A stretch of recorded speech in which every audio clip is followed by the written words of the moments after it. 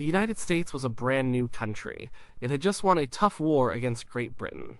But it didn't have a proper home, not a capital city everyone could agree on. This wasn't just a small problem. It was a big deal, a really big deal. Without a fixed capital, the government felt weak. It moved around a lot. After the Revolutionary War, the government was a bit like a homeless person.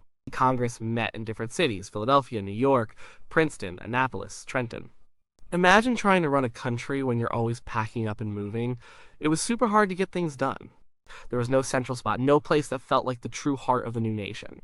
This constant moving made the government seem unstable. It made it hard for foreign countries to take America seriously. People started talking about a federal city very early. Even before the war officially ended, some leaders thought America needed a special place. A place not part of any single state. This was a radical idea. It meant the national government wouldn't be controlled by one powerful state. It would be neutral ground, it would belong to everyone. This concept was important for avoiding too much influence from any one region or state. But getting everyone to agree on where the special city should be, that was the real problem. The country was deeply divided. The northern states and the southern states each wanted the capital near them. This wasn't just about convenience, it was about power. It was about money. If the capital was in your region, it meant jobs. It meant people would move there. It meant more influence for your state's businesses and way of life. These cities, like New York, were strong contenders. It was a big port city. It was vital for trade. It had already served as a temporary capital for some time. Many people in the north thought it made perfect sense. It was already a thriving city. Philadelphia was another top choice. It was the largest city in America at the time. It had a deep history for the young nation. The Declaration of Independence was signed there. The Constitution was written there. It seemed like a very natural fit for the capital. It had established buildings, a strong economy, and a large population, but the southern states absolutely did not like these ideas. They felt the North already had too much power, too much wealth. They worried that putting the capital up north would make the South even less important. They wanted a capital closer to their farms, closer to their slave-based economy, which was a huge part of their economic system. This was a deep, deep divide. It wasn't just about geography, it was about fundamental differences in how people lived and made money. Southern leaders wanted to make sure their interests were represented and not overshadowed by the more industrialized North. This whole argument wasn't just about picking a nice spot on a map, it was about the future of the country. Balancing power. It was about making sure no one region felt left out or felt like the other region was winning too much. The stakes were incredibly high for everyone involved. Congress even got so desperate that they tried to pick two capitals. One in the north, one in the south. The idea was they'd meet in one for a few months, then move to the other. They thought maybe that would solve the problem of regional favoritism, but that was a pretty crazy idea. It would have been incredibly inefficient. It would have cost a ton of money to maintain two sets of buildings and move archives back and forth. It would have made the government even more scattered and harder to run. Luckily, that impractical idea didn't last very long. Most people quickly saw it would cause more problems than it solved. The Founding Fathers knew they needed one permanent place. A symbol. A place that could grow with the country. A place that felt like it truly belonged to everyone. Not just one state, not just one region.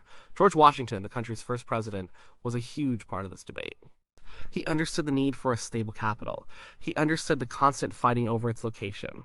He had a strong vision for a united, stable government, and that, he knew, meant a stable home. Washington had his own idea. He thought about the Potomac River. It was roughly in the middle. Not too far north, not too far south. It felt like a good compromise zone. Plus, he knew the area well. His own home, Mount Vernon, was nearby. He saw the Potomac as a potential gateway to the Western Territories, a way to connect the growing nation. He believed its location could serve to unite the country economically and geographically. But the debates were fierce. Every state had its own candidate city. Every politician had their own agenda. It wasn't an easy decision. The arguments dragged on for years. People got tired of it. They knew they had to make a choice soon. The country needed to move forward. It couldn't keep floating around without a real center. This uncertainty was harming the nation's ability to govern itself effectively. The idea of a federal district was strong and eventually won out. This would be a piece of land taken from existing states. It wouldn't belong to any one state. This was key. It meant the national government wouldn't be beholden to state laws or state power struggles. It would be its own entity, its own master. This independence was crucial for the new republic. So when people ask if the White House was almost built in a different city, the answer is a definite yes. Many cities were in the running. Many places were talked about seriously. Before any final decision was made, there was a real chance it could have been almost anywhere. Philadelphia, New York, even some smaller towns along the East Coast. But the political landscape was just too complex. Too much was at stake. The fight for the capital was a fight for the very soul of the new nation. A fight for its direction, its balance, and its future identity. The choice of capital would be a powerful statement. It would show where the country's heart truly lay, or at least where its leaders decided it should lie. It was a monumentally big deal, a really big deal, and it needed a big solution. A political solution, a compromise, and that's exactly what happened next. The decision was not going to be simple. It was going to involve some major bargaining, some backroom deals, because that's how big things got done back then. And sometimes still do.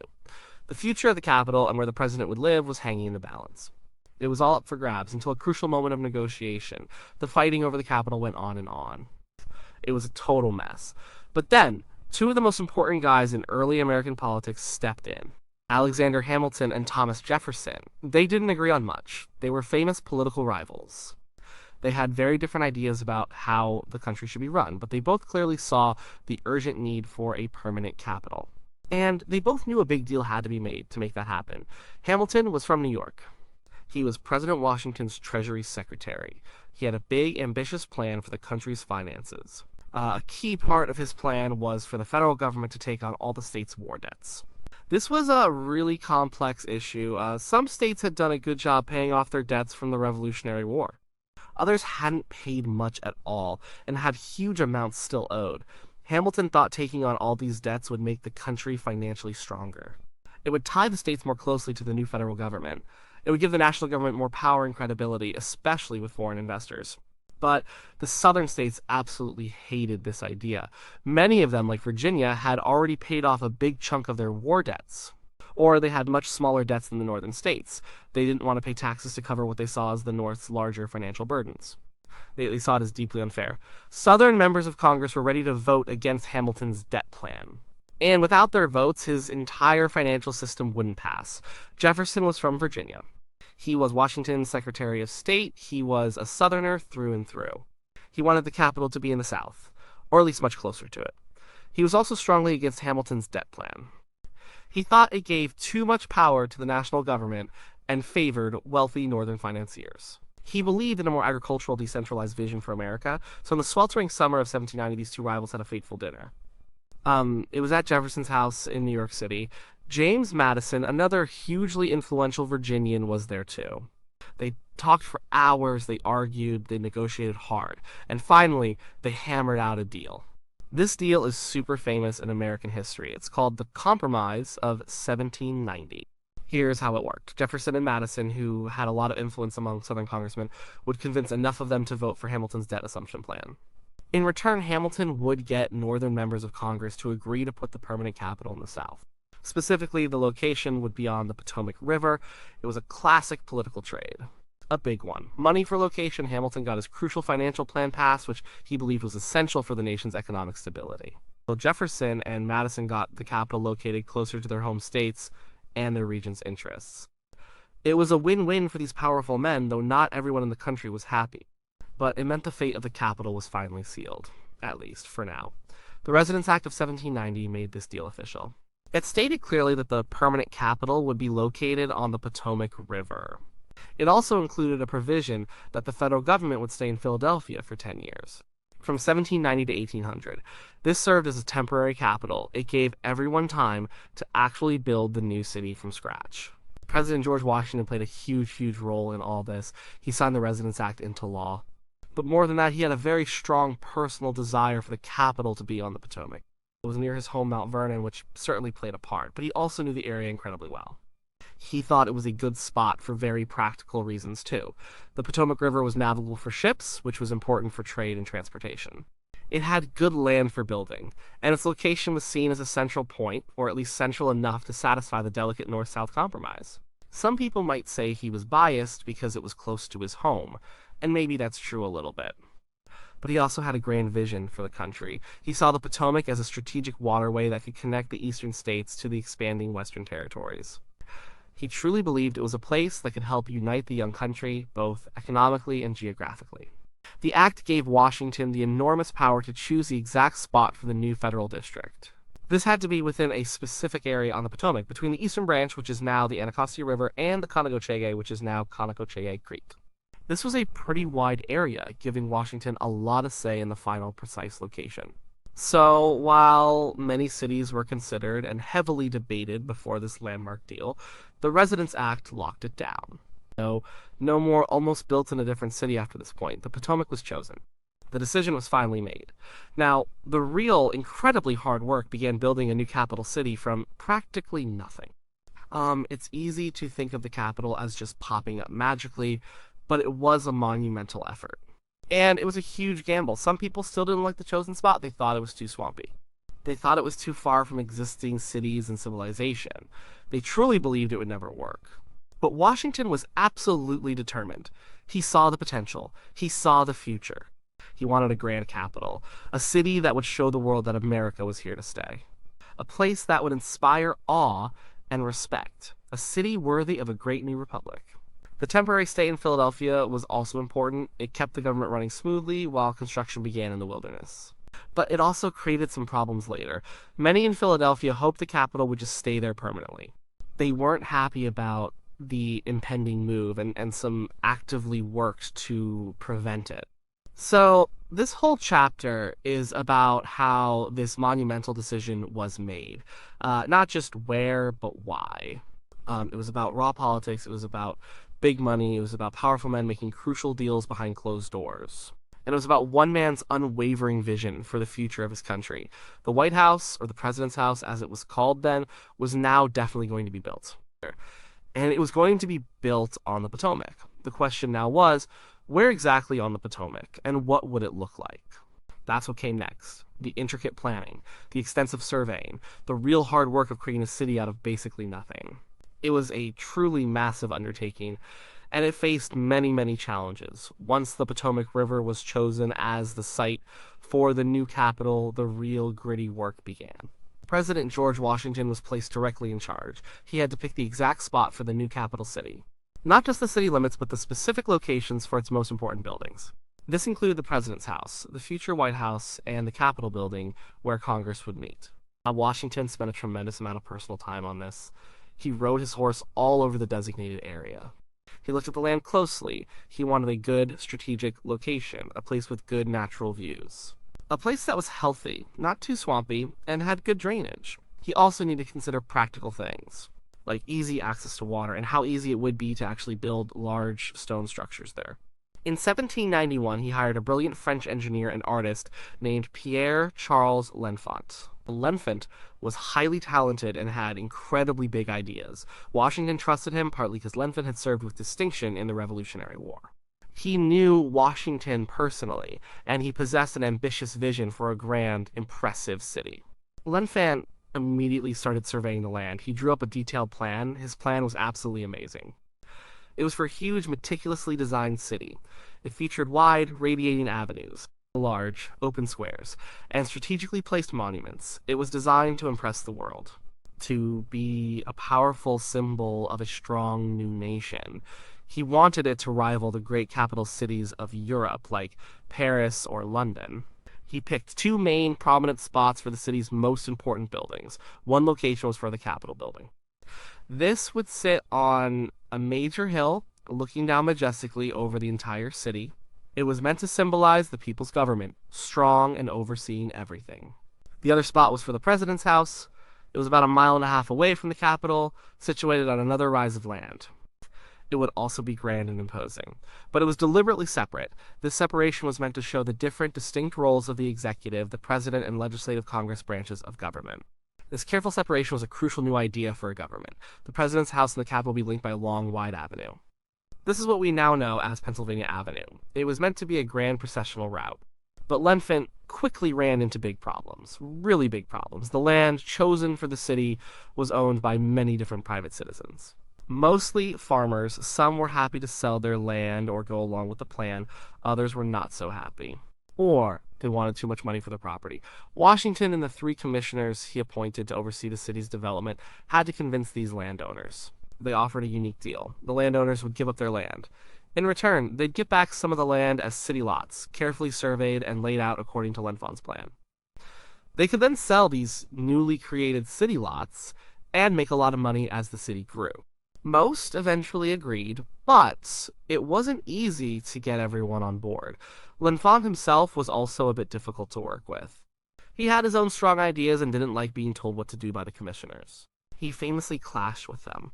At one point, he even tore down a house that was in the way of his planned avenues without asking permission from anyone.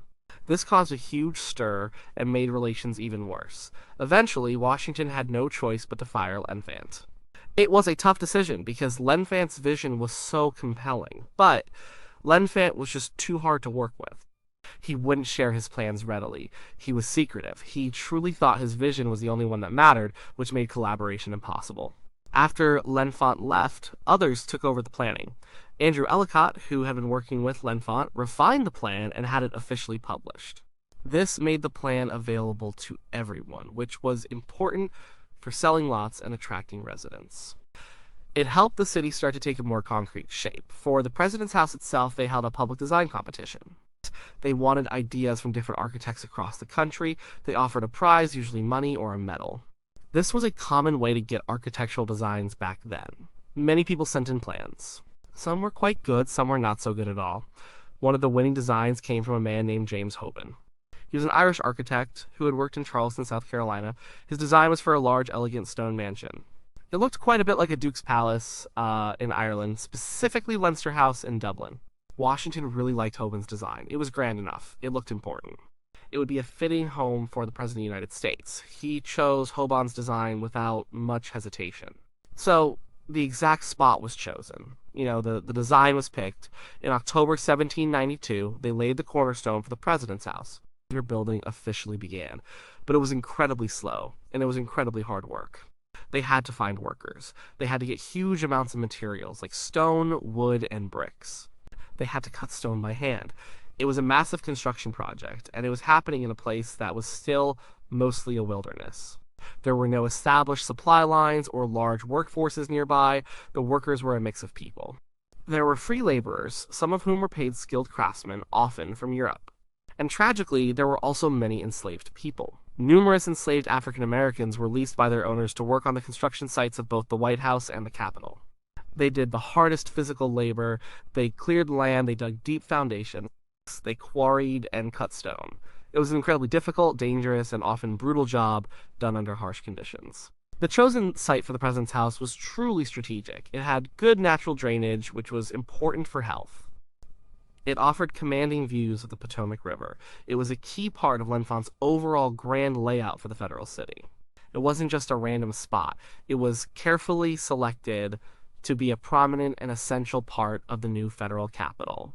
So, while the overall region for the capital was decided by a major political compromise, the specific location of the president's house was a deliberate, well-considered choice. A choice made by Washington, based on Lenfont's expansive vision, and then realized through Hoban's elegant design.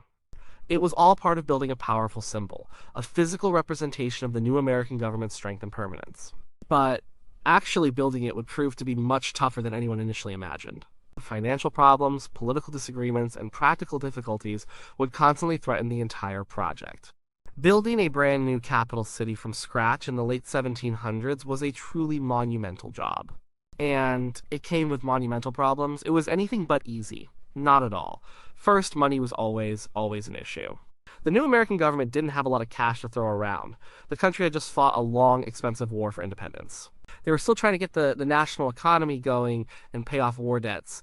Building an entire city, complete with grand buildings like the President's House and the Capitol, cost a staggering fortune. Congress had authorized some loans to fund the project, but it simply wasn't enough. The commissioners, responsible for the city's development, tried to raise money by selling city lots to private buyers. But sales were incredibly slow. People weren't rushing to buy land in what was still mostly a swampy, undeveloped wilderness. They weren't sure the capital would even succeed. There was a lot of skepticism. This constant lack of money meant endless delays. Workers often weren't paid on time, or there weren't enough workers to begin with. Materials were hard to acquire and transport. The pace of construction on both the White House and the Capitol building was frustratingly, agonizingly slow. Years would pass with little visible progress. Labor was another huge problem. As mentioned before, many enslaved people were forced to do the hard, dangerous work. But even with them, and with free skilled laborers often recruited from Europe, finding enough people with the right skills who were willing to come to this remote, undeveloped area was extremely difficult. They needed expert stonecutters for the walls, skilled carpenters for the intricate woodwork, and experienced bricklayers. It was a constant struggle to staff the construction sites. The design of the president's house itself faced issues and changes. And James Hoban's original design was quite large and impressive. Some people, including President Washington, thought it might be too grand. Too much like a European royal palace, they worried it didn't quite fit with the ideals of a simple democratic republic. So the design was actually scaled down a bit during construction. It became slightly less ornate, perhaps a bit more American in its understated elegance, but it was still a very impressive structure. Political bickering never really stopped either. Now, even after the Residence Act was passed, some people in Congress and the public still wanted the capital somewhere else. Those in Philadelphia, which was serving as the temporary capital, never gave up hope that it would just stay there permanently. They continued to build fancy houses and infrastructure, trying to make Philadelphia seem more appealing and established. They spread rumors that the new city on the Potomac wouldn't work, that it was destined to fail. There were also arguments within the new federal district itself. The three commissioners who were appointed to oversee the building of the city often fought bitterly among themselves. They disagreed on how to spend the limited money. They disagreed on design choices for streets and buildings. They disagreed on almost everything, from land prices to the hiring of workers. This internal conflict slowed things down even more. President Washington was constantly involved in every aspect of the project. He wrote endless letters. He issued detailed orders. He visited the construction site often, riding for hours from Mount Vernon to oversee progress. He was essentially the chief project manager, pushing and pushing to get things done. He knew that if the capital didn't succeed, it would be a huge failure for the new nation, showing weakness and indecision to the world. But even with his intense efforts, by 1800, the year the government was officially supposed to move, the new city was far from ready. The president's house wasn't finished. The Capitol building wasn't finished. The city was still mostly a muddy, unpaved construction zone. John Adams became the first president to actually live in the president's house. He moved in November 1800, right before his term ended. It was barely habitable. The plaster on the walls was still wet in many places. There was no proper fence around the grounds. No ready apartments for staff. Abigail Adams, his wife, famously complained bitterly about the conditions in her letters. She wrote about using the Grand East Room to dry laundry because there was no other suitable space. She lamented not having enough wood for fires to keep warm in the drafty, unfinished mansion. It was a far cry from a grand, comfortable palace. The city around them was also very undeveloped. Dirt roads were common. There were only a few scattered houses. It was a strange, raw place for the nation's capital. People who came to work there often found it lonely and harsh. Many truly thought it was a huge mistake. They worried the capital would never truly take hold and would eventually move somewhere else. There were actual serious discussions in Congress about moving the capital again. Some members openly suggested moving it back to Philadelphia, which was established and comfortable. Or even to Baltimore, another growing city. The thought was that the federal city on the Potomac was a failed experiment. Sure, it was too hard to build, too expensive, too remote, and too much trouble. But the original compromise, the famous Hamilton-Jefferson deal, was powerful. The southern states, who had agreed to the debt plan in return for the capital, wouldn't let it go. They had paid their political price, and they were not going to give up their part of the bargain. So, despite all the problems, all the complaints, all the delays, the capital stayed put. The decision, once made, had a kind of stubborn political weight to it that kept it there. The vision of a grand, permanent city, a symbol of the nation, kept many going. They believed it would eventually become what it was meant to be. But those first few decades were incredibly difficult. It truly felt like the capital, and by extension the White House, was always on the verge of failure. Always struggling to find its footing. It was a hard-won victory just to keep it there. And the toughest challenge was still to come, something no one could have predicted. Despite all the problems, all the complaints, and the unfinished state of the city, the federal government officially moved to Washington, D.C. in November 1800. John Adams was the first president to live in the new president's house. It was still very much a work in progress. A city of mud, scattered buildings, and a general air of construction, but it was there. And slowly, little by little, it began to grow. Thomas Jefferson, who became the next president in 1801, made significant improvements. He was very interested in architecture and city planning. He hired new architects and workers. He worked on improving the grounds around the president's house, planting trees and creating gardens. He helped make the house much more livable and presentable. He also tried hard to make the city itself feel more like a real capital, not just a building site. He wanted it to be a center of learning, culture, and intellectual discourse. He personally oversaw many details of the city's early development. But then, just over a decade later, disaster struck. In 1812, the United States went to war with Great Britain again. This was the War of 1812, and it was a very tough conflict for the young nation. In August 1814, British troops marched into Washington, D.C. almost unopposed. They burned many government buildings. This included the Capitol building and, devastatingly, the President's house. This was a massive blow. The Capitol, barely established and still struggling to gain acceptance, was now in ruins. The heart of the nation was scorched. Many people, both inside and outside the government, thought this was surely the end. They thought, surely now, the Capitol would finally move somewhere else. This was the perfect undeniable excuse to abandon the difficult Potomac site. Once again, there were renewed calls to move the Capitol to Philadelphia, which still had its supporters, or to Baltimore, or other more established, safer cities.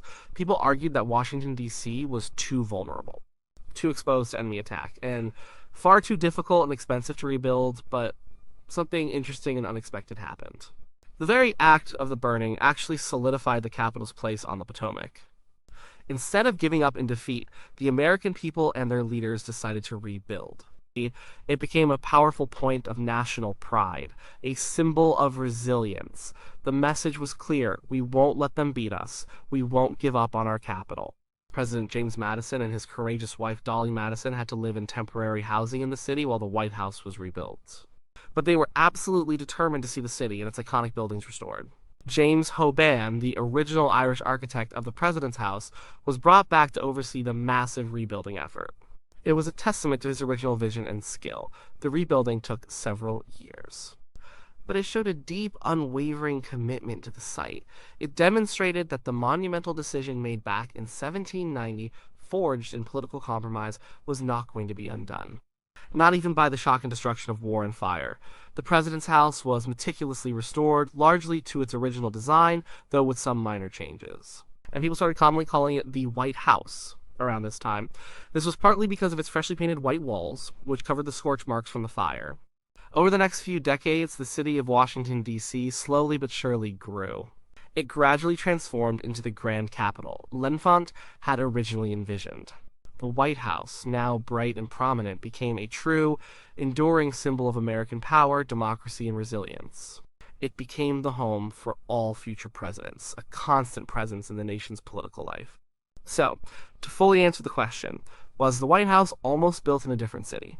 The answer has two distinct parts. Yes, absolutely. In the very early days, before the pivotal compromise of 1790, many cities were serious, viable contenders. Philadelphia and New York City were very strong possibilities, each with compelling arguments in their favor. The capital could have easily ended up in one of those established, thriving places. The political haggling over the location was incredibly intense, and could have gone either way. But once the Residence Act of 1790 was passed and signed into law, the decision was largely set in stone. The Potomac River was chosen as the permanent site. While there were huge ongoing challenges, financial troubles, persistent political fights, the incredible difficulty of building in a wilderness, and even a devastating fire, the capital stayed put. There were certainly moments when people wanted to move it, or thought it would move. But the powerful political deal made by Hamilton and Jefferson, strongly backed by President Washington, held firm. The initial choice, born of compromise, became a permanent and unchangeable one. The long-term impact of this decision is huge. Imagine if the White House was in New York City or in Philadelphia. the whole feel and character of the American government would be different. Washington, D.C., as a purpose-built capital, allowed the government to grow and establish its own distinct identity without being overshadowed by a major commercial or cultural city. It created its own unique federal identity, separate from state interests. The White House, standing proudly in Washington, D.C., is a testament to that incredibly complex history. A history of difficult compromise, grand vision, intense struggle, and remarkable national resilience. It wasn't an easy path. It certainly wasn't a quick build, but it ultimately settled on the banks of the Potomac, and there it stayed, against all odds. It became the enduring symbol we know today, a house that almost didn't make it to its chosen home. But somehow it did. And that, I think, is a pretty remarkable story. A story of how a young nation made a very important decision and then fought like heck to stick with it, no matter what.